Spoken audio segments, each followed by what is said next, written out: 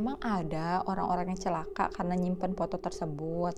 Selain itu, dulu ada warga situ yang memang tenggelam guys di sungai itu.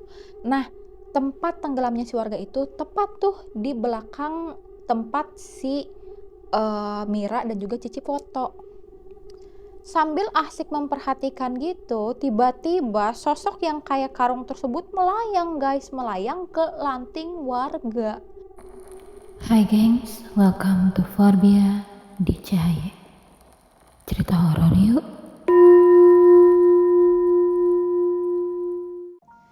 Hai bias, how are you guys? Semoga semuanya tetap sehat dan dalam lindungan Tuhan ya. Oke, kali ini cerita horor yang aku mau bawain berasal dari Kalimantan lagi. Wah, nggak salah ya kalau banyak teman-temanku bilang kok Kalimantan itu emang gudangnya kehororan gitu. Bukan karena angker atau gimana ya, tapi aku rasa di sana tuh masih bukan energi bumi atau energi murni. Aku bilangnya apa ya? Kayak masih kental dengan hal-hal zaman dulu gitu, masih murni, otentik dan lain-lain. Beda banget sama kayak daerah kita kan yang udah terkontaminasi dengan segala teknologi dan lain-lain, sehingga hal-hal yang mistis itu kita anggap biasanya mungkin saja tahayul gitu. Nah, cerita yang mau aku bawain ini dari aplikasi Quora juga. Nah, linknya nanti ada di bawah. Kalian bisa langsung baca aja karena kayaknya ini si penulis atau si narasumber memang merupakan penulis horor, guys. Karena aku lihat banyak banget cerita horornya dan semuanya horor-horor. Aku udah baca beberapa. Nah, cuma yang aku mau bawain ini memang yang pertama kali aku baca gitu. Dan menurut aku ini lengkap banget, panjang, menarik sampai aku kayak gitu kan. Cerita ini sendiri tuh cukup panjang, jadi aku nggak tahu nih ini cukup atau enggak di satu video. Sekiranya kepanjangan nanti aku bagi jadi 2 video ya. Biar gak lama-lama, kita langsung aja deh ke ceritanya. Disclaimer, ini aku bakal nyebutin suatu daerah dan juga suatu agama. Jadi di sini aku mau kita tuh sama-sama dewasa bahwa cerita ini tidak bermaksud untuk merendahkan atau mendiskreditkan suatu daerah maupun agama ya. Cerita ini pure kita anggap cerita fiksi. Kalau emang susah masuk ke otak kayak gitu, kita di sini buat seru-seruan dan buat cerita aja ya guys. Oke, kalau begitu, kalau kita semua sudah paham, kita langsung aja ke ceritanya ya. Nah, di sini aku mau memberi nama yang cukup familiar nih untuk si narasumber. Kita anggap aja namanya Mira ya. Karena aku rasa beliau pakainya nama alias nih. Ini kalian bisa lihat profilnya. Nah, cerita horor yang Mira alami ini terjadi di sekitaran daerah Sungai Melawi dan Sungai Kapuas, Kalimantan Barat. Mira sendiri sebenarnya mendiami daerah ini udah cukup lama ya. Dan sama seperti orang kebanyakan, kata dia itu sebenarnya suka penasaran nih sama Sungai Melawi dan Sungai Kapuas. Dia ini selama ini berandai-andai apa di dalam sungai itu ada binatang buas ya. Ternyata bukan hanya itu. Akan tetapi bukan binatang buas yang ia lihat, melainkan sosok hantu. Nah, gimana ceritanya? Ceritanya seperti ini. Jadi di sini Mira mau mulai dengan Sungai Melawi dulu nih guys. Jadi Sungai Melawi ini adalah sungai yang memang dekat dengan tempat tinggalnya si Mira. Saat itu Mira di sana tinggalnya ngekos ya sendiri. Dan Mira pun ngekos di sana tuh sebenarnya udah lama. Dari zaman dia bandel-bandelnya nih kayak setan kata dia bandelnya itu. Sampai dia bener-bener udah tobat diliatin setan beneran. Cuma si Mira ini ngekosnya nggak cuma di satu kos itu aja ya, tetapi daerahnya tuh tetap di dekat-dekat Sungai Melawi.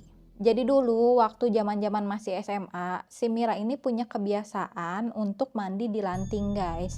Jadi lanting ini semacam seperti papan atau bangunan terbuat dari kayu yang dibangun di atas sungai. Nah, si bangunan ini sendiri tuh dikaitin sama tali gitu ke daratannya ya. Jadi ya nyambung tapi masih bergerak-gerak gitu deh. Kata Mira, sebenarnya Sungai Malawi itu tuh kalau di siang hari indah-indah aja ya, gak ada yang seram kok dengan sungai ini. Tapi beda nih kalau malam hari, karena malam hari itu kesannya itu tuh seperti sungai yang tanpa batas gitu, gak ada endingnya itu sungai. Pernah nih pada suatu malam, Mira dan temannya Cici sedang bersantai di jembatan Malawi. Mereka bersantai sambil melihat ke bawah, ke sungai yang memang sedang mengalir dengan derasnya. Di situ kata Mira, aliran si sungai ini tuh seperti menghipnotis mereka gitu, seakan-akan siap untuk menelan mereka siapapun yang melompat ke dalam sungai tersebut. Terus Mira nyeletuk kayak gini, Ci, coba lihat deh itu sungainya, kok kayak hidup ya? Kayak makin tinggi gitu. Dan dibalaslah oleh Cici, iya ya Mir, coba kamu bayangin kalau tiba-tiba ada satu makhluk muncul dari dalam sungai lalu menerkam kita, gimana tuh Mir? Setelah itu tiba-tiba Cici pun terdiam. Nah waktu itu si Mira sebenarnya kurang ngeh nih, dia diamnya karena apa? Karena di sini Mira sedang fokus main handphone. Cuma kenapa si Mira ini ngeh? Karena si Cici ini kan lagi nyemil cemilan nih, tiba-tiba suara ngunyah dan suara ngambil cemilannya tuh berhenti kayak gini gitu sambil ngelihat ke arah sungai. Sehabis itu Cici pun bilang ke Mira, Mir, ayo yuk kita pulang, ini kayaknya perasaan gue gak enak. Akhirnya Mira pun mengiyakan ajakan pulang dari Cici. Di situ Mira pun menyalakan motornya karena mereka boncengan ya guys berdua. Setelah itu mereka pergi menyusuri jembatan Malawi. Nah sepanjang jalan jembatan Malawi ini si Cici bilang gini, Mir, lihat deh ke sungai itu ke arah kiri, kata dia, malik kiri. Itu coba kamu lihat deh di tengah-tengah sungai itu kok ada yang ngelayang ya, kata Cici ke Mira. Akhirnya Mira yang lagi nyetir motor pun dia mau gak mau malik dong ke arah kiri gitu. Dan dia melihat di atas sungai, jadi ini permukaan sungai nih, terus ada sekitar berapa inci gitu, melayang tuh seperti karung atau apa dengan membentang gitu, seperti orang-orangan sawah yang membentangkan tangannya. Akan tetapi kan di sini tuh dia pun bingung ya, kalau emang itu orang-orangan sawah, siapa sih yang mau naruh di situ? Kayak kurang kerjaan banget kan, udah mah dalam, harus berenang lah, harus apalah gitu kan, ribet banget dan fungsinya apa?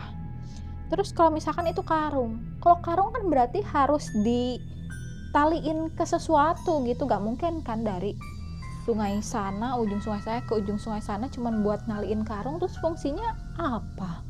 Akhirnya karena penasaran Mira pun memberhentikan motornya di ujung jembatan nih, dan dia di situ ide nyalain flash handphone, dikira dia tuh bakal nyampe kali sampai situ, taunya memang nggak nyampe guys. Dia aja sampai bingung kenapa dia kayak gitu.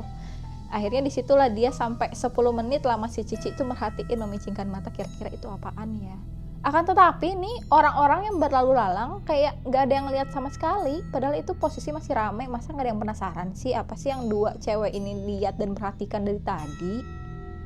Sambil asik memperhatikan gitu, tiba-tiba sosok yang kayak karung tersebut melayang guys, melayang ke lanting warga. Di sini Cici langsung lempar itu cemilannya, terus katanya, udah serem ini, kayaknya hantu deh, aku udah gak mau lihat, pulang, kata dia gitu. Dan akhirnya mereka pun memutuskan buat langsung balik ya guys. Nah 2 minggu setelah kejadian itu, si Cici dan juga si Mira ini di kosannya Mira itu lagi ngumpul lah. Tapi pas si Cici datang, si Mira ini bilang, Ci, ayo temenin aku dulu ke lanting, aku mau mandi, kata Mira kayak gitu. Nah posisinya si lanting ini ada di bawah kosannya Mira. Jadi ini kosan, terus tangga, terus ini lanting nih buat mandi gitu. Dan ada jambannya juga buat membuang yang besar dan yang kecil. Kalian gak usah tanya ke aku higienisannya kayak gimana, karena kita imajinasikan saja masing-masing ya. Akhirnya si Mira pun bawa alat-alat mandi, bawa anduk, terus dia turun ke bawah tangga nih, dan disusul oleh si Cici yang ada di belakang dia. Di sini si Mira tuh ngoceh lah, cerita-cerita singkat lah ke si Cici. Akan tetapi si Cici ini nggak bales apa-apa gitu, dia kayak cuman ya udahlah jadi teman yang baik dan mendengarkan celotehannya si Mira. Nah, sesampainya di lanting, si Mira ini naruh tuh anduknya di jamban, lalu dia bersiap-siap buat mandi lah ya. Sedangkan si Cici sendiri dia duduk di papan tuh, di papan lanting sambil menjatuhkan kakinya ke sungai sambil dicipak-cipak gitu, cipak-cipak gitu kan, mainin air. Sambil mandi, si Mira bilang gini ke si Cici. Kata dia kayak gini, "Ih, berani kau, Ci. Nanti ada yang narik dari dalam air, mampus kau." Kata dia gitu sambil sabunan. Terus pas si Mira ini lagi bilas-bilas badannya, tiba-tiba dari atas nih, dari kosannya, terdengar seperti ada orang yang memanggil dia. Kok suaranya gak asing, pikir Mira. Ini kayaknya suaranya si Cici deh. Akhirnya si Mira nih ngelongok lah ke si Cici yang ada di depan dia gitu. Katanya, Cici, kok itu suara kau yang manggil? Kau kan ada di depanku ini ya, Ci."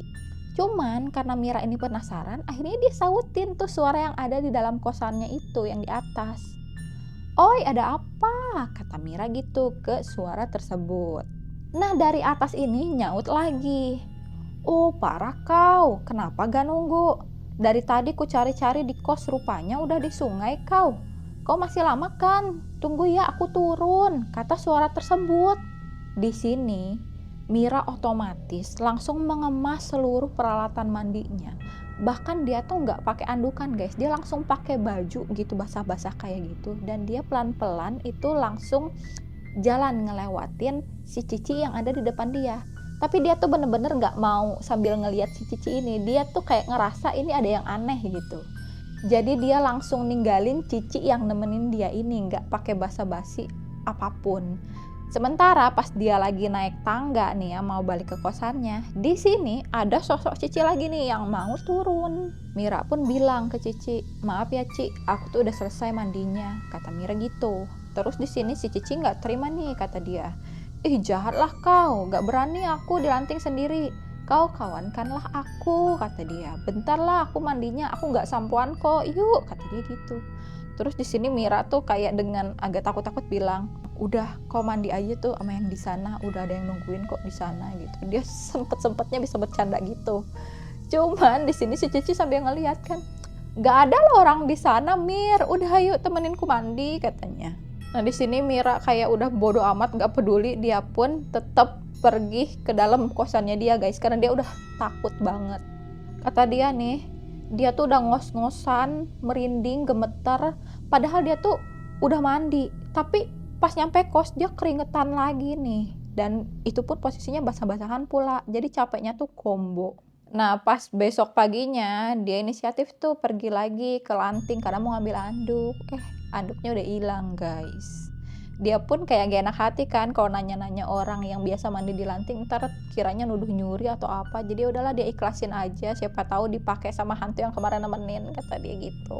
Nah, kata Mira nih, setelah kejadian itu dia tuh sama sekali nggak ngeh kalau si Cici ini rada aneh, dan dia tuh inget banget kok si Cici ini memang ngikutin dia dari belakang gitu. Mira pun bahkan kayak nggak ngerasa gimana-gimana ya, karena waktu turun tangga kan dia memang lebih banyak ngomong.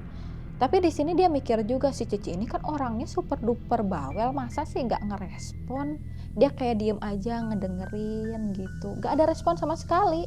Tapi anehnya si Mira di sini kayak, oh ya udah, mungkin Cici pengen dengerin aku aja. Jadi dia bener-bener ngeh kalau Cici yang ngikutin dia itu bukan Cici yang sebenarnya, ya sampai dia ngedengar suara si Cici yang ada di kosan waktu itu.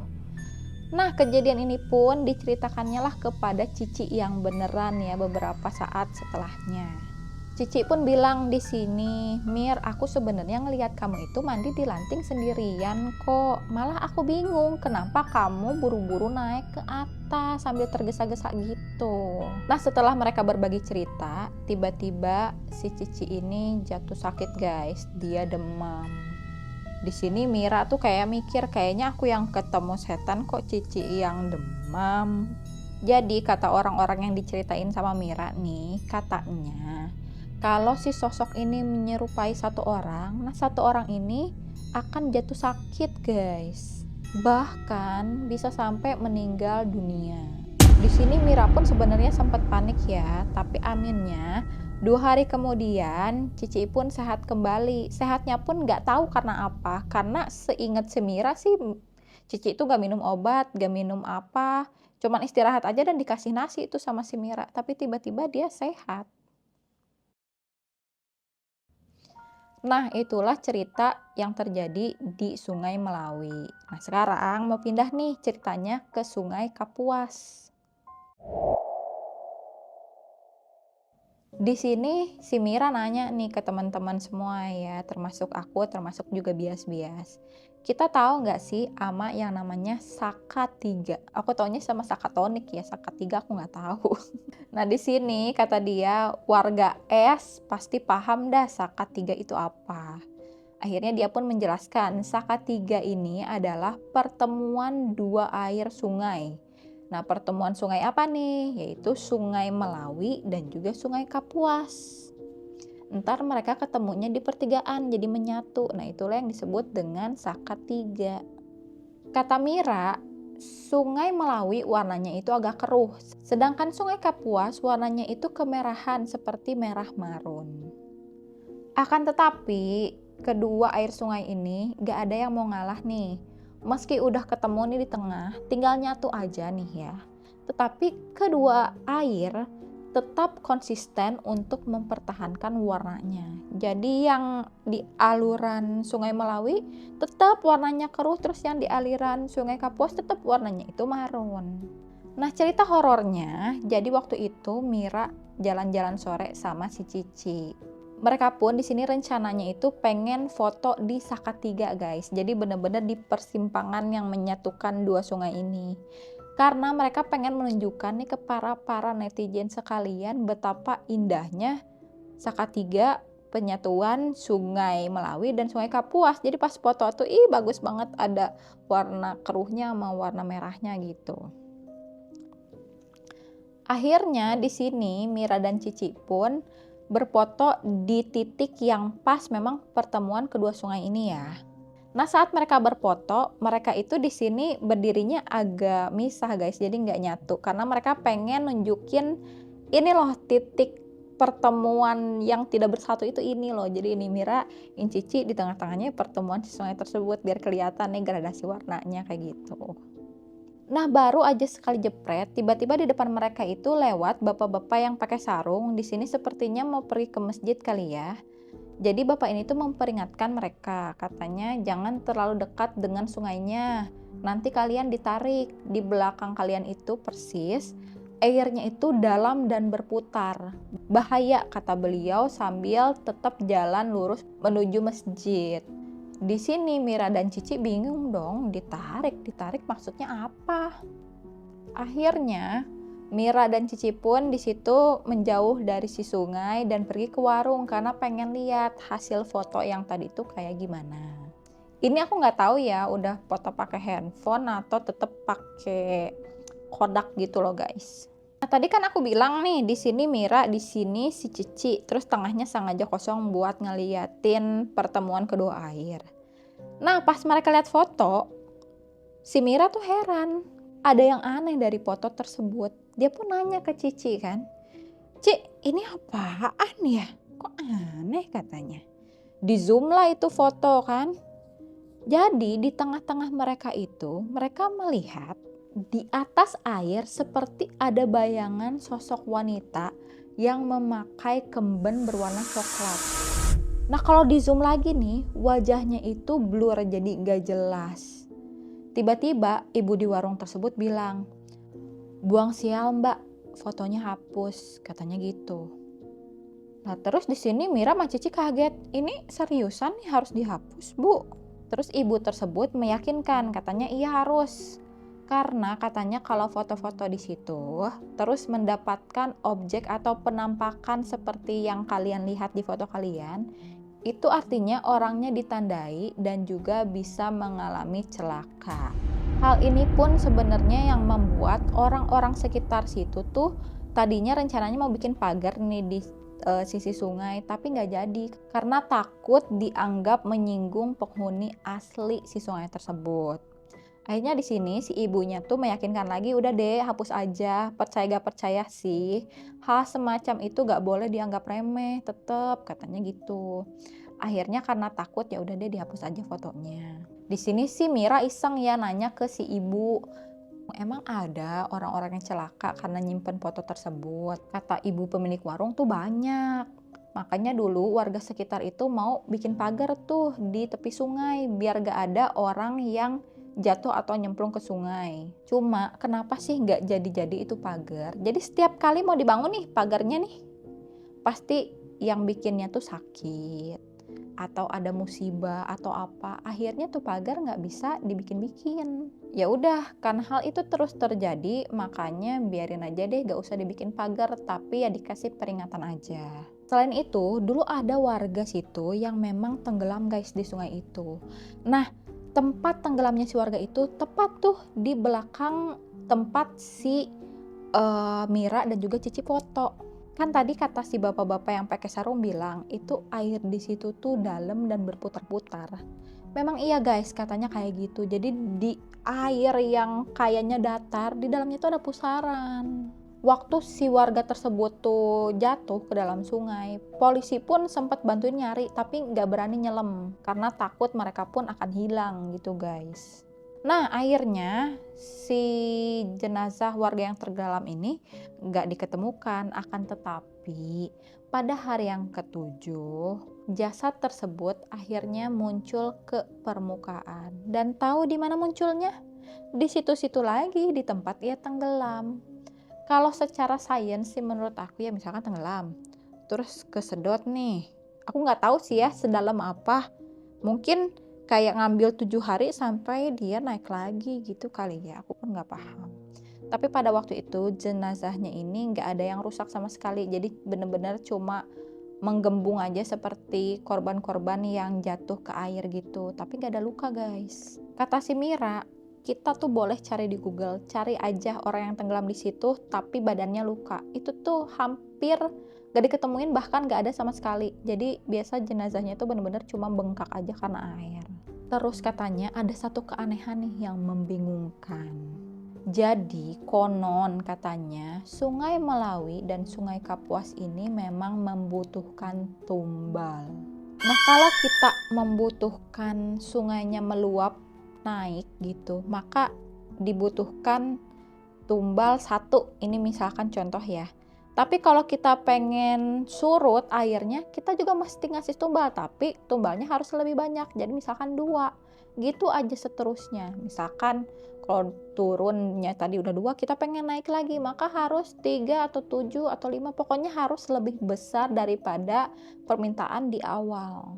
Akan tetapi di sini lucunya, selama hal itu terjadi, gak ada satupun hewan buas yang kelihatan guys di daerah tersebut. Jadi kemana hewan buas tersebut? Si Mira pun masih bertanya-tanya.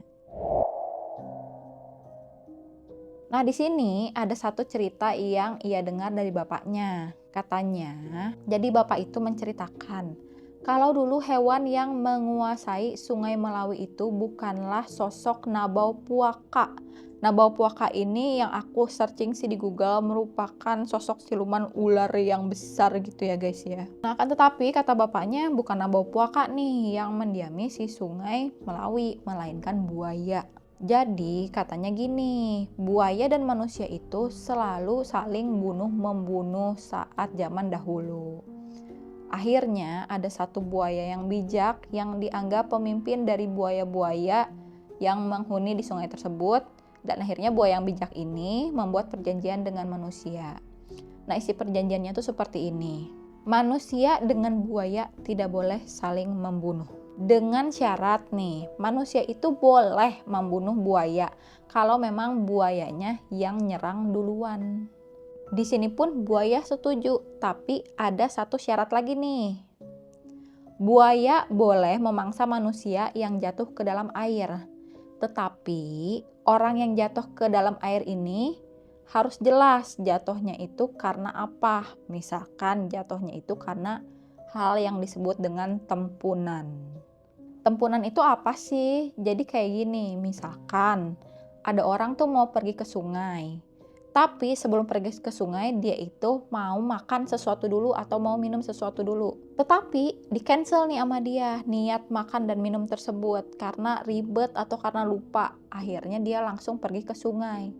Nah, pada saat dia di sungai, tiba-tiba dia jatuh. Nah, orang-orang kayak ginilah yang boleh dimakan sama buaya. Akan tetapi, kalau orang yang menuntaskan niatannya untuk makan atau minum, lalu habis itu pergi ke sungai, meskipun orang ini jatuh, buaya itu tidak boleh memakannya. Nah, gimana nih kalau buaya memakan orang yang sudah menunaikan niatan dia untuk makan dan minum sebelum pergi ke sungai gitu? Maka itu artinya buaya tersebut sudah melanggar sumpah. Maka dari itu, buaya yang melanggar sumpah akan mati, guys. Kata Mira, orang Dayak pasti percaya sama hal ini. Dan juga orang Tempunan pasti celaka. Dan itu tuh pasti. Perjanjian dengan buaya itu masih dipercaya hingga saat ini. Dan terbukti dari banyaknya korban yang tenggelam. Tidak ada satupun yang meninggal karena digigit buaya. Semuanya tuh murni lemas hingga akhirnya meregang nyawa. Mungkin karena kehabisan nafas ya.